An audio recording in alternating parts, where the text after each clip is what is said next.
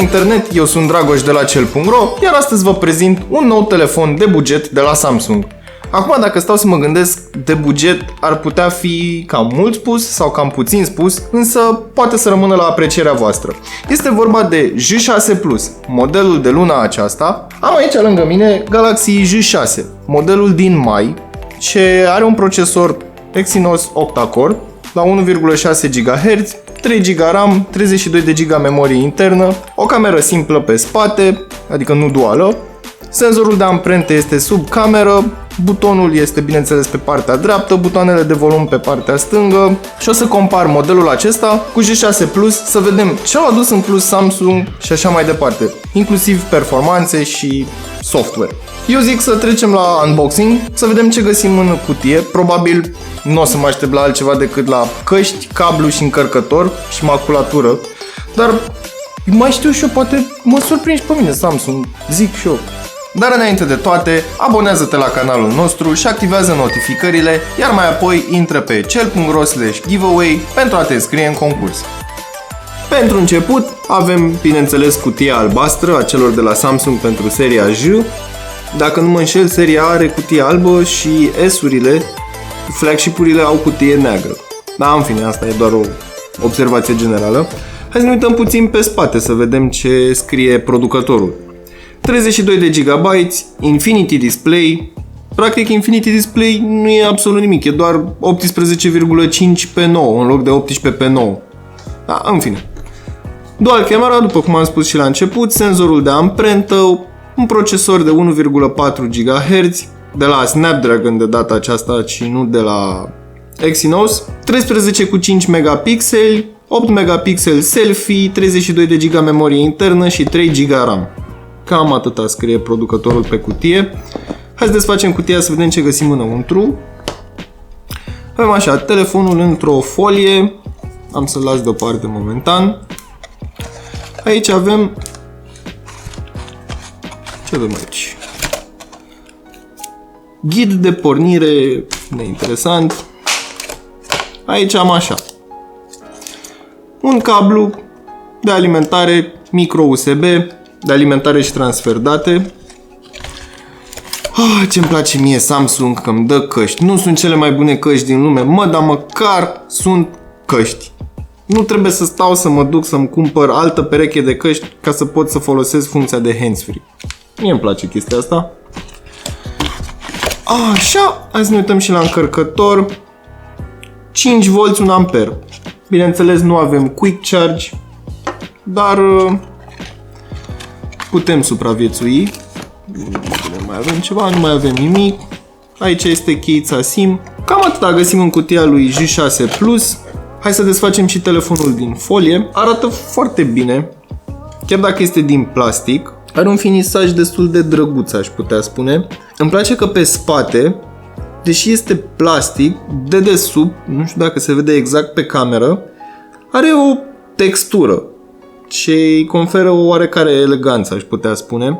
Văd că s-a mutat senzorul de amprentă din mijlocul telefonului aici, pe butonul de power. Bun, am aici un J6, acesta este J6 Plus, este evident că este mai mare, layout-ul este identic, difuzorul pentru apeluri.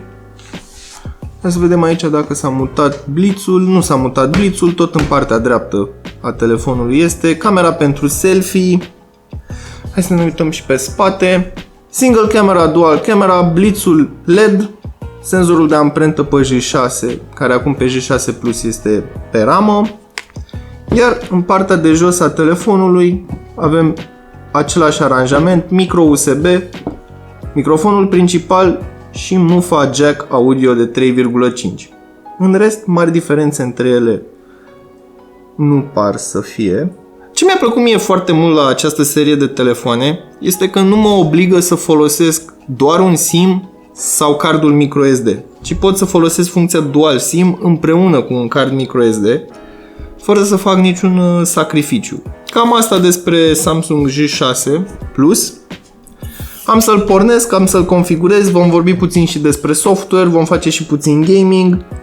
vom trage niște concluzii, ne vom uita și la camera foto. Hai să nu mai stăm degeaba. Haideți să ne uităm și la software-ul acestui telefon și să ne jucăm puțin. Dar, înainte de toate, aș vrea să testez senzorul de amprentă, care este aici pe margine.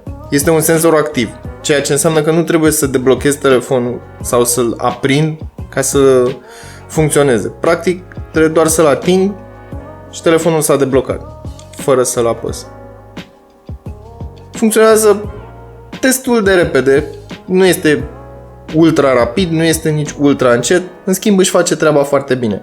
De asemenea, există și o funcționalitate de deblocare facială, dar aceasta folosește doar camera de pe față, deoarece nu are absolut niciun senzor biometric pentru acest scop. În ceea ce privește software-ul, avem Samsung Galaxy Experience, practic skin-ul de la Samsung, cum am fost obișnuiți.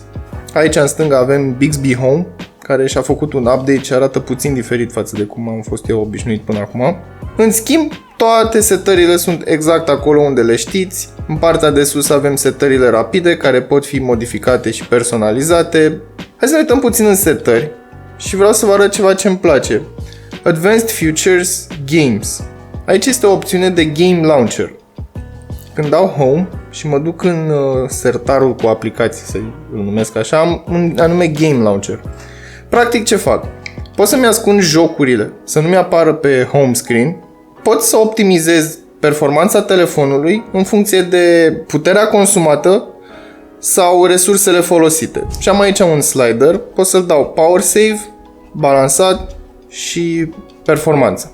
Pot să-i dau Apply. Totuși, este de apreciat că acesta este un telefon mai jos decât mid-range, undeva la granița dintre low-end sus și mid-range jos. Hai să ne uităm și la testele sintetice. Hai să ne uităm în Antutu. 42.394 de puncte și în Geekbench 651 de puncte în single core și 1797 de puncte în multicore. Sincer, nu este cel mai rapid telefon pe care l-am văzut, însă dacă voi curăța toate aplicațiile din cache, hai să zicem că pornesc telefonul, se deschide destul de rapid, contactele, funcțiile de bază ale telefonului sunt îndeplinite cât se poate de rapid, galerie, aici toate fotografiile, pot să le măresc, pot să le micșorez. De asemenea, ce îmi place foarte mult este că Samsung nu a tăiat din funcționalitatea sistemului, adică încă am meniul cu ferestre, split screen-ul funcționează cât se poate de bine. Hai să ne și jucăm puțin. Am văzut că m-ați tot întrebat de ce mă joc PUBG. Ei bine, mă jucam PUBG deoarece este un joc care mănâncă foarte multe resurse. Însă Asphalt 9 mănâncă la fel de multe resurse. Ca să trag linie și să spun în ceea ce privește gaming-ul, acesta nu este un telefon pe care să te joci zi de zi, dar dacă vrei să te joci biluțe, cum le spun eu, mai precis Candy Crush, Saga, Tetris sau orice alt joc în 2D, o să poți să-l faci fără absolut nicio problemă. Însă, dacă vrei să te joci PUBG sau Asphalt sau orice alt joc care mănâncă resurse foarte mari, nu te aștepta să ai o rată de cadre foarte mare. Spre deosebire de J6, J6 Plus are un al doilea senzor de 5 megapixel cu f2.2. Senzorul principal a rămas tot de 13 megapixel cu f1.9. Așadar, pe J6 Plus poți crea efectul acela de bokeh sau cum îl numesc Samsung Live Focus. În schimb, calitatea nu este extraordinară, nu am un nivel de detaliu foarte ridicat, însă balanța dintre contrast și saturație este decentă. Așadar, este o cameră cu care îți poți face treaba sau poți să fotografiezi, nu știu, un moment amuzant, un text sau mai știu ce, o etichetă ca să-l ții minte sau să-l trimiți cuiva. În concluzie, Galaxy J6 Plus este mai degrabă un downgrade decât un upgrade față de modelul din mai. Și de ce spun asta? Păi, hai să luăm în considerare ecranul. Ecranul este IPS acum, nu este Super AMOLED, deși rezoluția este mai mare, densitatea de pixel este mai mică. Hai să trecem la cameră. Camera a rămas la fel, doar au adăugat un senzor de 5 megapixel pentru crearea efectului de bokeh. Hai să vorbim puțin și despre procesor. În modelul acesta avem Snapdragon la 1,4 GHz, celălalt avea Exynos la 1,6 GHz, de unde putem trage concluzia că oricum performanța este puțin mai bună.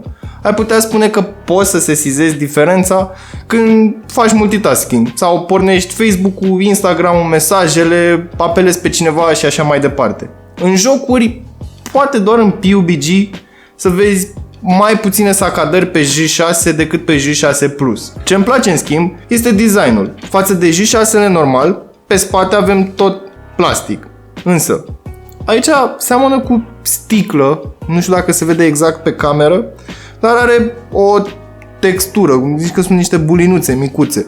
Mie personal îmi place mai mult J6 la cum se simte în mână și J6 Plus pe partea de design. Dar dacă ai deja un J6, nu cred că ar trebui să faci un upgrade la J6 Plus decât dacă vrei neapărat efectul acela de bokeh.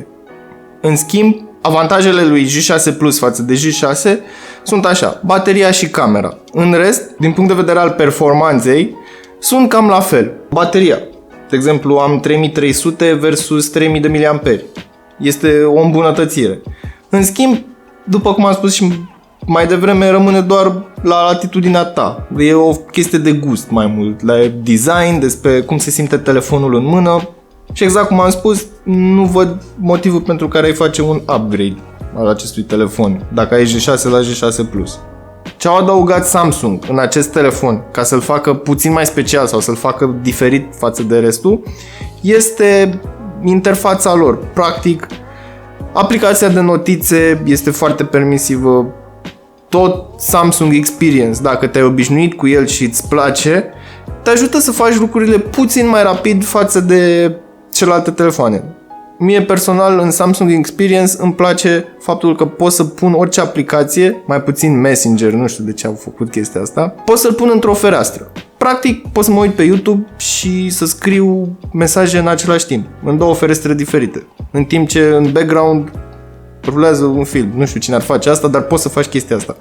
Poți să dai, de exemplu, drag and drop din File Manager în Gmail, când vrei să trimiți un mail cu un atașament.